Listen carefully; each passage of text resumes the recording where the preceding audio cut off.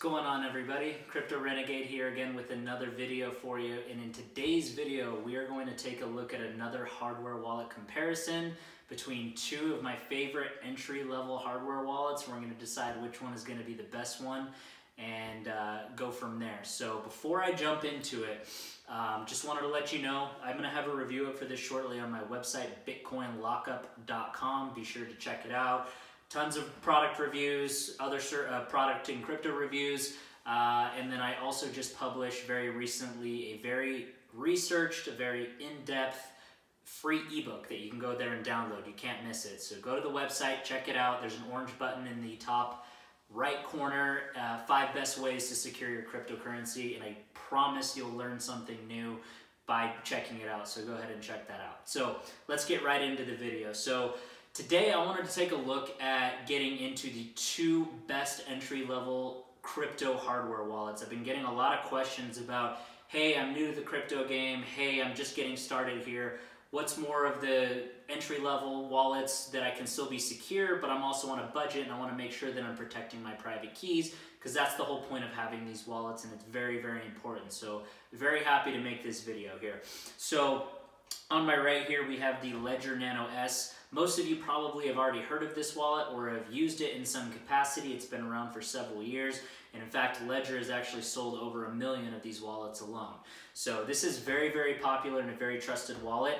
What we're going to do is we're going to cover 3 categories. We're going to talk about the overall security and functionality and design of these 2 wallets. We're going to take a look at the coin support and kind of compare the 2, and then finally we're going to end on the price and see which one's going to be a better value.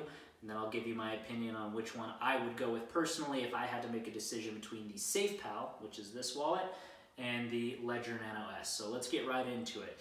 So again, as I was saying, the Ledger Nano S here is a very good wallet. It's a very well-respected company. It's been around for a very long time. But again, it is an entry-level wallet. We're going to take a look at some of its limitations. In fact, what I'll do here is I'll go ahead and pull it out just so you can see if you're unfamiliar.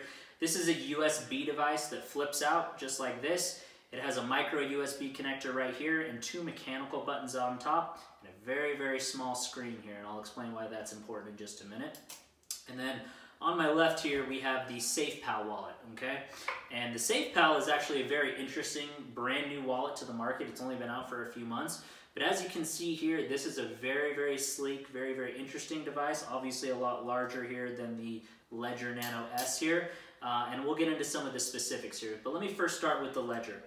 So with the Ledger Nano S, again, the key highlights for this particular wallet here is, again, it comes with a very trusted company. They have a very good Ledger Live desktop app that is used to manage all of your assets. So it has a very easy to use dashboard, has a ton of native apps that you can download and manage your assets on there, but it does require a connection to the computer. So one of the key things here is this one is not a wireless device. It is tethered to a computer and you are required to use it via a desktop or a laptop, and there is no mobile support. So any smartphone support you're not going to be able to use with this.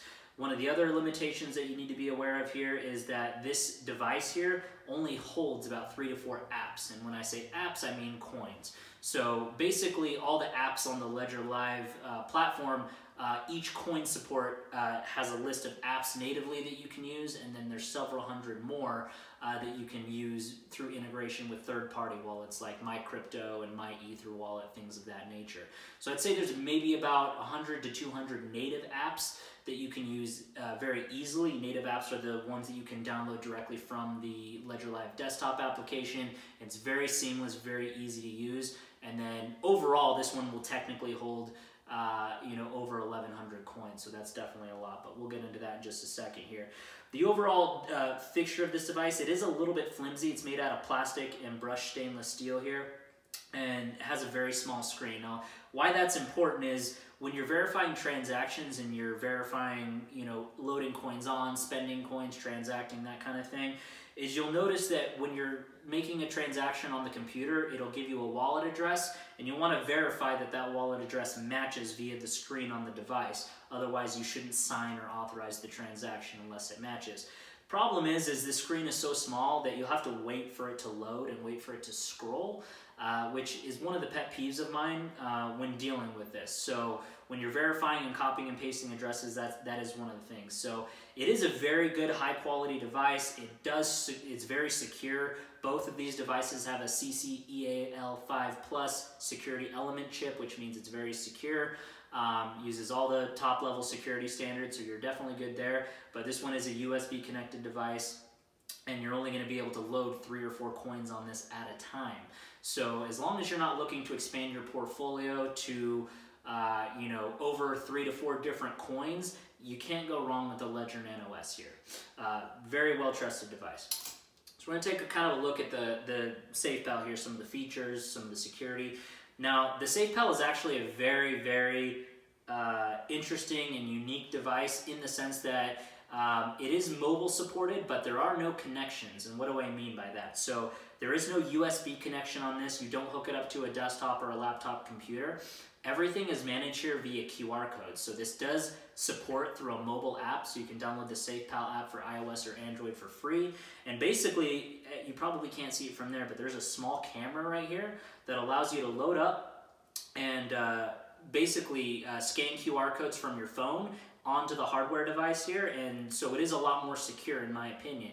You don't have any USB, you don't have any Bluetooth, you don't have any NFC. There's no other communication methods that can be intercepted or hacked in any way because everything is transmitted over a QR code, much like you use on a mobile wallet on your phone. So that's very, very cool.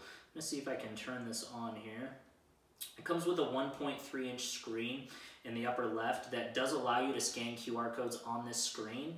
It doesn't look like it's turning on or it's charged at the moment, but the overall design here is it has a D-pad for navigation, an OK button for you to navigate and authorize transactions here, and there's only one button here on the side. There is a micro USB here just for charging, but not for connecting, not for anything other than just charging this device because it is a wireless device. And again, everything is managed through here. So the one thing I will say now that we're kind of going over the security measures here, because this has no connection to USB, it has no connection to any other devices, technically this one is going to be more secure.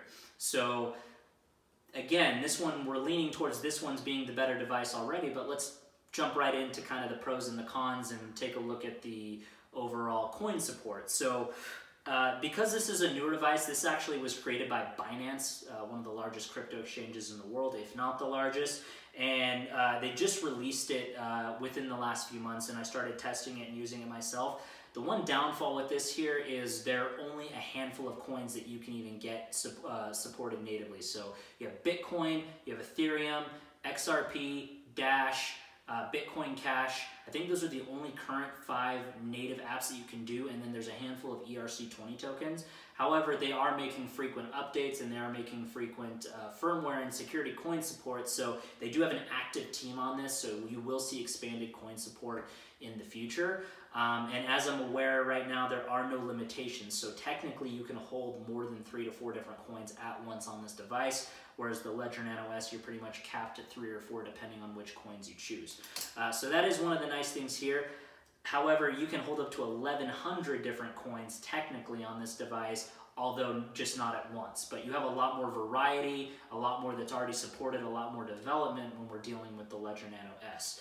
But this device is very lightweight, it's very sleek, it doesn't feel flimsy at all, it feels pretty sturdy, but also very, very light, so you can slip it into your pocket and that kind of thing. You know, this one, like I mentioned, does come with a cable for charging, but everything is done via the camera on the back here, and then you will have QR codes that you can scan with your phone and kind of transfer back and forth for when you're wanting to move it to a hot wallet onto the cold wallet, which is this. So, you know, you only have 5, maybe 6 total overall coin support here, but in the future I am confident that they are going to be adding more. So let's get to the third and final category here as far as the overall price of these devices. We've kind of looked at the security, how they're designed, how they're featured. So technically these both retail for $59, okay? Those are the standard retail prices for these devices. This used to be $129. you know, back in the day when I first started using this device here, but they've lowered it dramatically to make way for their Ledger Nano X device, which you can see in another review video that I've had. So both of these are $59. However, the one kicker is, because this is new, you can now get the SafePal for only $39 in a link down below in the description. I don't know how long that sale is going to last. They've been kind of playing with the prices between $39, $49, and $59 over the past few months, but as of right now, as far as I'm aware, over the next holiday season, for the next few months, this will be $39, and that sale isn't going to last forever. So right now, technically, this is a cheaper device. It is a little bit more secure in terms of the communication method and in the terms of the security of the device. It's very innovative that you have QR codes, so it's a completely wireless and detached interface in terms of management. But again, it only holds those top five coins natively. Again, they will be expanding more, but just want you to be aware up front that if you're looking, if you have a specific coin that you're wanting to use or that you're wanting to hodl, outside of those and a handful of ERC20 tokens, you really want to make sure that you know which coins you want to support before you make a choice on either one of these. So both of them standard price $59, which for a hardware wallet is really, really cheap. These are the two cheapest entry-level hardware wallets that I would even recommend. There are technically some that are cheaper, but I wouldn't use them personally, and I've used them all. The usability on these are getting better and better with each update that they come out with. So they both have active teams, and they're both expanding coin support all the time. So what's the final verdict on this, okay? So if I had to make a decision and I was new to the game, one of the most important factors that you obviously want to consider is coin support. Because if the coin that you want to have secured offline isn't supported, then obviously the wallet doesn't do you any good. But also the security measures and the usability, how easy is it to use, is very key as well. So you just want to be aware of that.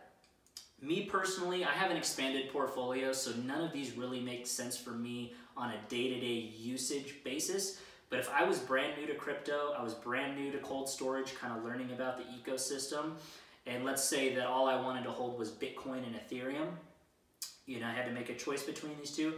Personally, I would still lean towards the SafePal. Now, I've been a fan of Ledger for several years, and I've used it, and I still use this device today. And there's nothing wrong with this device, but the reason I'm choosing SafePal is, again, the security method is easy. It is mobile, so that I can take it with me on the go. I can use my smartphone with the SafePal app, and I can transact on the go, and I'm not tethered to a computer. It doesn't require me to have an internet connection or anything like that to use it. And then also, the overall usability, the screen is much bigger. I can see full addresses, and I can actually scan QR codes. So it's much quicker to use this device. It's a lot more secure because you're not having any connections that could potentially be intercepted. So this is a more secure device. And then ultimately ease of use, I would still say that overall SafePal wins. Not to mention right now between the two, it's cheaper, $39 with the link down below in the description. You can get both of these, like I said, with the link down below in the description, depending on which one you wanted to use. But again, if I have to make a decision, I'm gonna go with SafePal. So I'll leave also down below, I have full in-depth reviews on both of these individually. So if you want to check those out, I just wanted to do kind of a comparison of which entry-level hardware wallet is going to be the best for beginners. And you saw my verdict here, so I'm going to go with SafePal on this one. It's a new and up-and-coming company, and there's a lot of security things that I really like about this. So that's going to be it for today's comparison video. If you have any questions or comments or concerns, please leave them down in the comments. I will reply to them. If you liked the video, please give it a thumbs up. I'd appreciate it. If you didn't like this or if this wasn't helpful, give it a thumbs down. As much feedback as I can get as possible would be really, really helpful. And then ultimately, if you like this kind of content, if you like crypto reviews, hardware wallet reviews, any type of crypto service or crypto product reviews, then go ahead and subscribe to the channel because I'm constantly doing updates, comparison, reviews, because I use these products personally every day in my life. So that's going to be it for today. Crypto Renegade out.